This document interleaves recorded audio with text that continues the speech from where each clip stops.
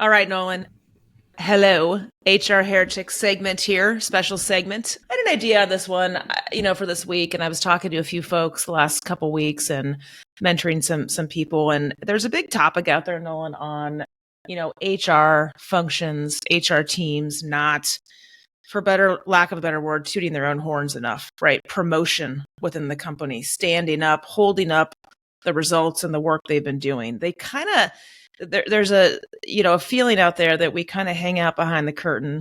We get the work done, but we only kind of come out when stuff goes wrong, when we're calling to fix stuff, these unpopular programs. And I just want to talk about the importance of kind of promoting the work when things are great and it's fun, and how to get your HR team, your people teams out in the company as a powerful force for good that is proactive and lively and like bright. And through my career, I haven't seen this happen a lot, and I'd love to just get your take on it and have a chat on it.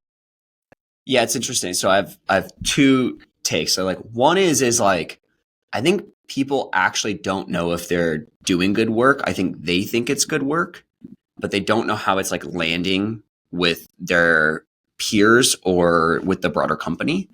And so like my first take is like where are you? And the first way to figure that out is like asking for feedback.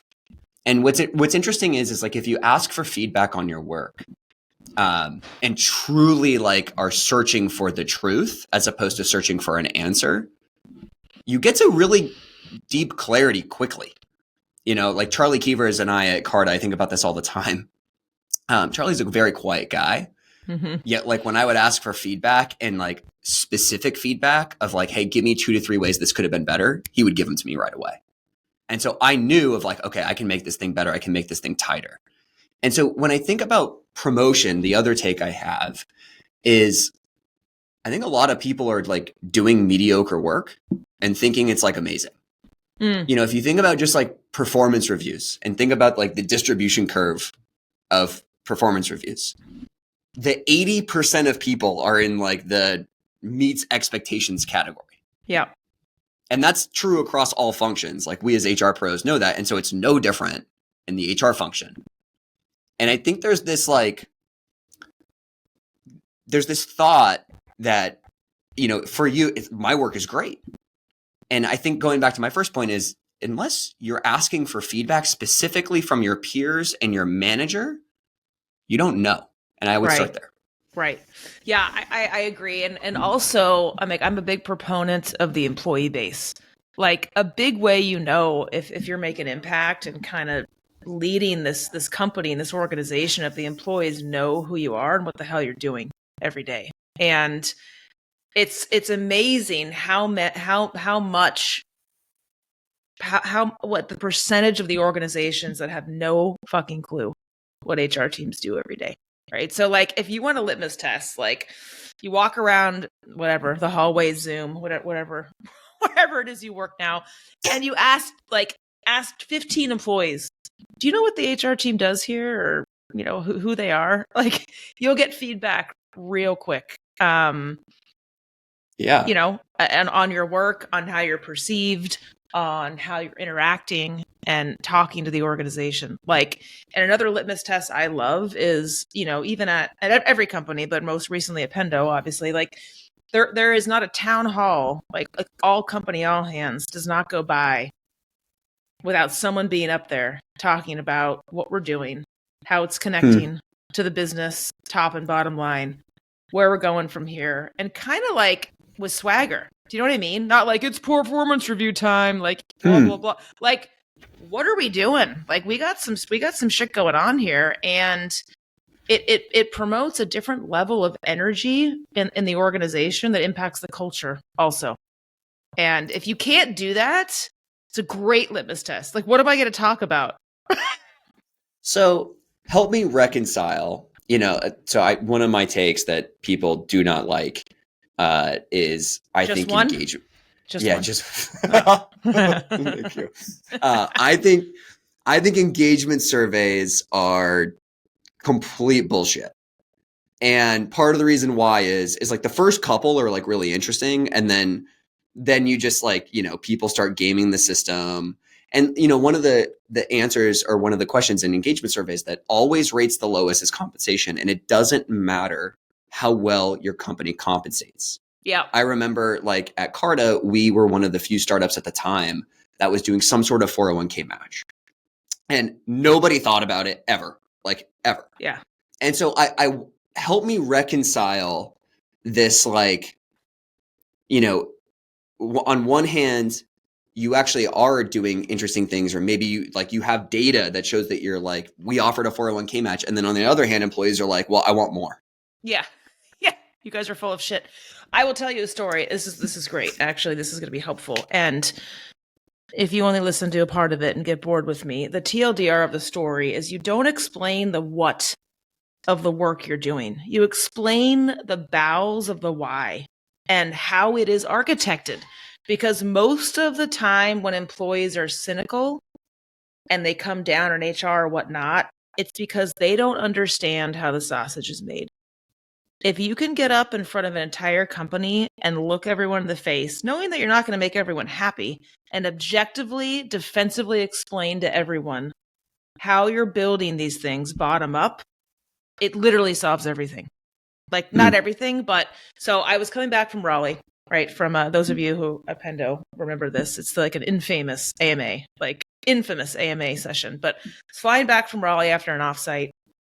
And you know how that goes after like the late nights and you're flying back and you're just at the airport, like trying to get home and fly cross country. And every, 2 weeks, the AMAs come in anonymous, which is a whole other topic we should have a segment on, is anonymous AMAs. And so 7 come in a row, just boom, boom, boom, boom, boom in the channel. And I'm just watching this on like 3 hours of sleep. So wait, hold on. So for your AMAs, everyone can see them? Oh, what a nightmare. Everyone can see him. So 7 come in a row, clearly from the same person, which is brilliant. And they're all about comp. It's basically like, how is all this stuff decided, created, made, right? And it was great. I was like, holy shit, this is an opportunity to literally lift up the hood and explain every part of this engine, not the car and the color and the make and the model, literally every part of it. And here's the trick, in a very simple way that like 1,000 people can understand. And it was probably one of the best AMAs we had, Nolan. And like, it literally lifted the lid on the whole comp thing. So now everyone knows how we built this engine, why we built it like we built it. What do things like Radford mean, and compa ratios, and who decides their pay, and how does it work? Like, extremely raw and extremely transparent. And I just say that because if I would have run around and said, what do you guys want to hear from us on comp at this company? If we were to talk at the next all hands, like that is the meaningful work that brings hearts and minds of a company and brings people along with HR, not just communicating the end policy and the outcome. They don't believe you. They don't trust you. Hey everyone, we'll be right back in a moment after a word from our sponsors. Your workforce is both your organization's greatest strength and largest single cost. With Planful, it's easy to unlock the secrets of successful workforce planning so you and your HR team can make the right business decisions. Imagine using data-driven insights to develop accurate forecasts, close hiring gaps, and adjust talent acquisition plans collaboratively based on costs today and into the future. Planful lets you collaborate with colleagues in finance to understand the value your employees bring to the table. And the best part, you can get started with Planful in just weeks with minimal help from IT. Plus, with Planful, you get an endless runway. Planful grows with you, no matter how fast or large your team scales. Ready to transform your HR strategy? Join over 1,500 organizations worldwide who trust Planful as their go-to workforce planning software at planful.com/heretics. Here's a crazy stat.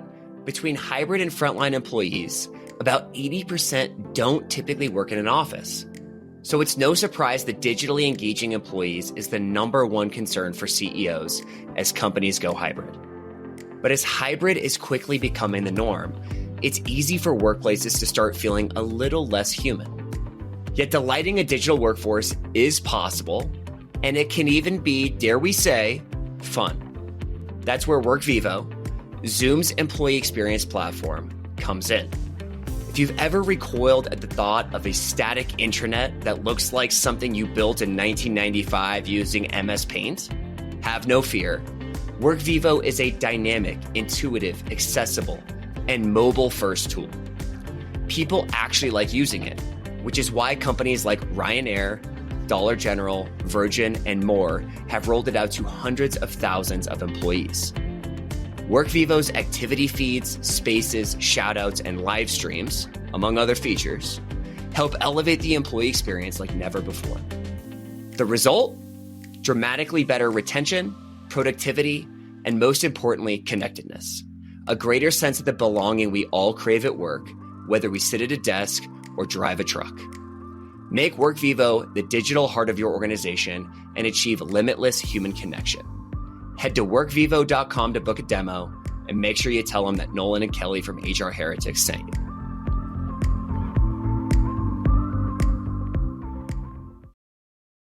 Well, okay. So I'll pull the thread on the comp thing because one of my really good friends is a head of total rewards. And his infamous line is comp is like 40% science, 60% art. How do you explain that to employees? I also have really good friends in Total Rewards, and that was a fucking slide we put up there. We literally said it's Wow. A lot of it is art. But you have to describe what the art is.